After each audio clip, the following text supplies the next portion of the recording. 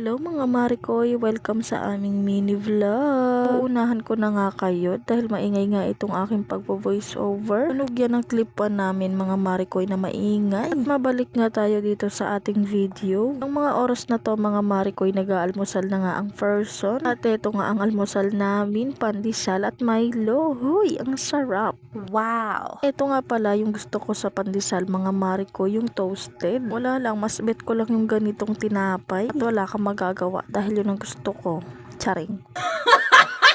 At bandang tanghali na nga pala to mga Marikoy, at eto magsisimula na naman nga ang panibagong araw. Huy! Dahil ang Marinyo ay magsisimula na naman nga sa kanyang paglalaba. At buti na nga lang nakisama nga itong panahon dahil tignan nyo naman mainit. Buti na lang talaga ay mainit ang panahon dahil marami-rami nga itong aking lalabhan. At ng mga oras na to mga Marikoy, nag-iipon na nga ako ng tubig para nga makapaglaban na. Ito nga pala yung itsura ko bago nga ako mahaagad dito sa aking paglalaba. At nakaka-smile pa ang person. Ewan ko na lang talaga mamaya. Itong mga oras na to mga Marikoy, inuna ko na nga pala yung mga puti. Nang tapos na nga mapaikutan yung mga puti mga Marikoy, binaliktad ko na. Dalawang ikot nga pala yung ginawa ko dito sa mga puti. Nang tapos ko na nga siyang paikutan dito sa sabon, ito nga at ida-dryer ko naman para nga matanggal-tanggal nga yung mga sabon-sabon at hindi ako mahirapan magbanlaw. Hindi ko alam kung ako lang yung ganyan, basta ganyan ako maglaba. Ito na nga pala yung itsura ko nung natapos ako maglaba. O diba, nakasimangot na. Paano ba naman, marami-rami din ang aking nilabahan kaya ganyan na nga ang itsura.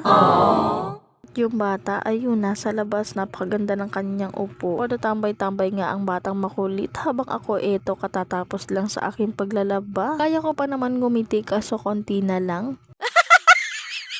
Dahil napagod nga ako sa paglalaba ko, ito nga at magtitimpla na lang ako ng kape. Pagtitimpla ko si Self ng kape dahil alam ko napagod nga siya sa paglalaban niya. What? Ito nga pala yung tinimpla ko mga Mariko, yung coffee stick na nilagyan ko ng konting asukal. Paano ba naman, napakapait nito. Nagabihan na nga pala to mga Mariko, at eto nga ang batang makulit for the kain-kain. Ito naman si Ate Seya niya for the kain-kain din kasi nga gabi na. Ito nga si Baby Elise, may kutsara na pero nagkakamay pa rin. Ewan ko ba sa batang to, marunong naman siyang magkutsara pero mas bet niya pa rin magkamay kapag kumakain. Ayan silang mag-ate for the kain. Kinabukasan na to mga Mariko, at eto ginising ko na nga ang bata. Meron kasi siyang pasok ng mga oras na to kaya naman eto ginising ko na nga siya. Kisuyo nga ako kay mama, nabilhan nga siya ng almusal. Ito naman ang Marinyo, woke up like this. Huy, sino ka dyan? Tamang nguso-nguso lang sa umaga ang Marinyo. Ito na nga pala ang bata mga Marikoy, at taga-almusal na nga siya. Coco Crunch nga pala yung napili niyang almusal mga Marikoy. At ako, eto, tamang kape-kape lang. Pagkatapos nga niyang mag-almusal mga Marikoy, umakit nga kami ulit para gisingin nga itong papa niyang napakakulit. Para bang bata rin sa sobrang kulit at pasaway. Gising naman na siya ng mga oras na to kaso lang ayaw niya pang bumangon. Dahil makulit kaming mag-ina, eto, hindi ka na makakatulog ulit. Eto nga palang si Baby Elise, dinadaganan nga yung unan, o diba napakakulit. At maya-maya eto, bumangon na nga rin sa wakas. Sabi ko kasi anong oras na, baka malit na naman yung anak niya. Aalis na nga lang kami, etong nga taga-asaran pa ang mga person. Bumangon na nga yung papa niya pero itong si Baby Elise, ayan, nakahiga pa, o diba, palitan sila. Anong mana talaga itong batang to sa kanyang pinagmanahan. Ala, eto namang si Papa Noriel, tatayo na nga lang, dadaganan pa ako. At maya-maya eto nga at nakalabas na kami sa hawla. Charing.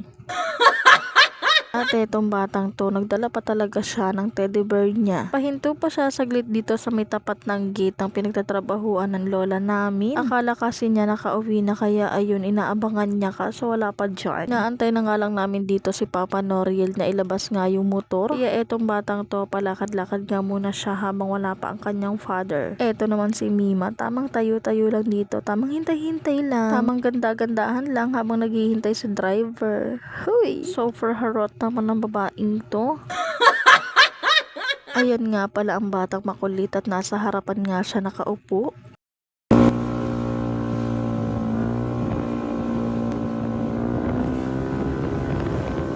Ito naman ako mga Marikoy, tamang video lang. Para naman meron nga ako maisama sa video ko dahil ito lang naman yung laging nakikita nyo sa mga videos namin. Pagkadating nga namin dito sa kabila mga Marikoy, eto nga at magre-ready na nga ako ng susuotin ng batang makulit. Para nga pag uwi niya ay magbibihis na nga lang siya. Para pagdating niya mga Marikoy, bihis na lang at hindi na nga ako maghahanap pa ng damit niya. O diba? Mindset ba? Mindset.